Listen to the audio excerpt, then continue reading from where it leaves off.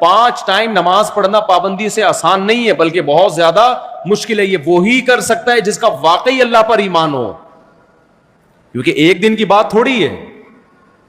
ہر تھوڑی دیر میں نماز کا ٹائم شروع ہو جاتا ہے. آپ کو اپنا کاروبار چھوڑنا ہے، اپنی تمام ایکٹیویٹیز کو آگے پیچھے کرنا ہے. سفر میں، حضر میں، ہم جب جہازوں کا سفر کرتے ہیں، کوئی بھی نمازی، میری اپنی بات نہیں ہے، سب سے بڑی فکر پتہ ہے کیا ہوتی ہے؟ بیچ میں نمازیں کون کون سی آئیں گی.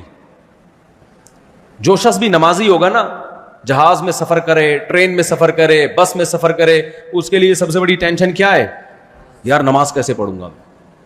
اب اتنی بڑی پرابلم ہوتی تھی، ہم جب جہاز میں بھائی جا رہے ہیں 12 گھنٹے 13 گھنٹے یا 17 گھنٹے 22 گھنٹے بھی، تو اتنی لمبی فلائٹوں میں یار کون سی نماز کس ٹائم پہ کہاں آ رہی ہے، قبلہ کدھر ہوگا. جو بے نمازی ہے اس کو تو کوئی غرض ہی نہیں ہو، تو بیٹھا ہوا ہے آرام سے، پڑا ہوا ہے، سو رہا ہے، اٹھ کے دیکھ لیتا ہے کوئی نماز پڑھ رہا ہے تو چلو میں بھی پڑھ لوں.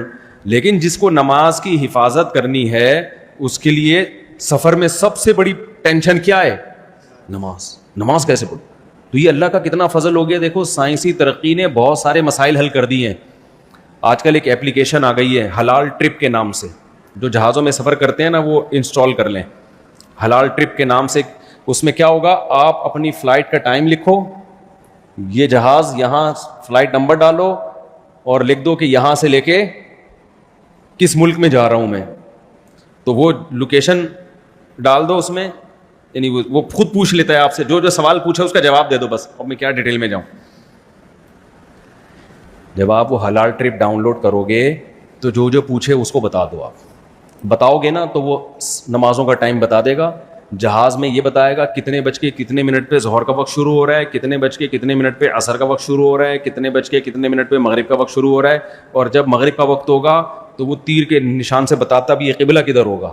میں نے 5-6 مرتبہ اس کو ٹرائی کیا، بالکل ایکوریٹ بتا رہا ہوتا ہے وہ. تو یہ بہت بہترین طریقہ ہے نمازی لوگوں کے لیے. اس میں آپ کو یہ آسانی شریعت نے دی ہے کہ 2 نمازیں اکٹھی بھی پڑھ سکتے ہو، کیونکہ جہاز میں وضو کرنا بڑا مسئلہ ہوتا ہے، تو پھر کھڑے ہو کے نماز بھی بہت دفعہ نہیں پڑھنے دیتے. تو اس کا طریقہ یہ ہے کہ آپ اس میں یہ نہ دیکھو ظہر کا وقت شروع کب ہو رہا ہے، بلکہ یہ دیکھو ظہر کا وقت ختم کب ہو رہا ہے. تو جو ختم ہونے کا ٹائم ہے میں وہ اس کو فالو کرتا ہوں.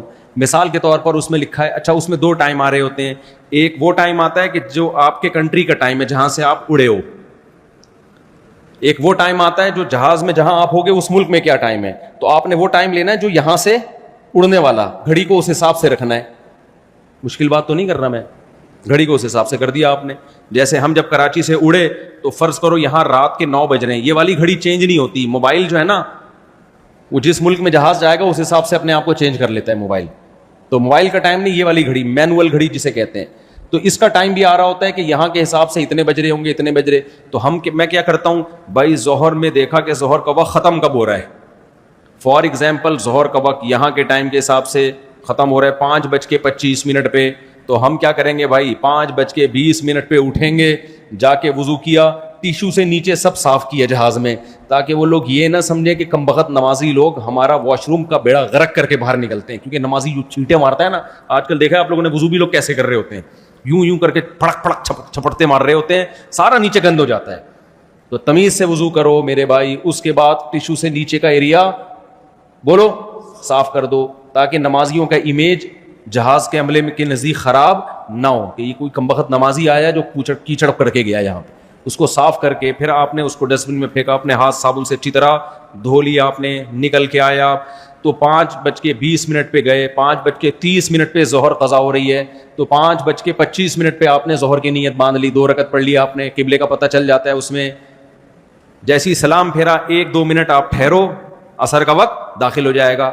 تو بخاری مسلم کی احادیث سے جو 2 نمازیں سفر میں ہمیں اکٹھا ہونا پتہ چلتا ہے، اس طرح سے 2 نمازیں نبی صلی اللہ علیہ وسلم نے اکٹھی کی ہیں، ظہر بھی، مغرب اور عشاء بھی. اس پر میں دلائل الگ سے ریکارڈ کرواؤں گا انشاءاللہ، پورے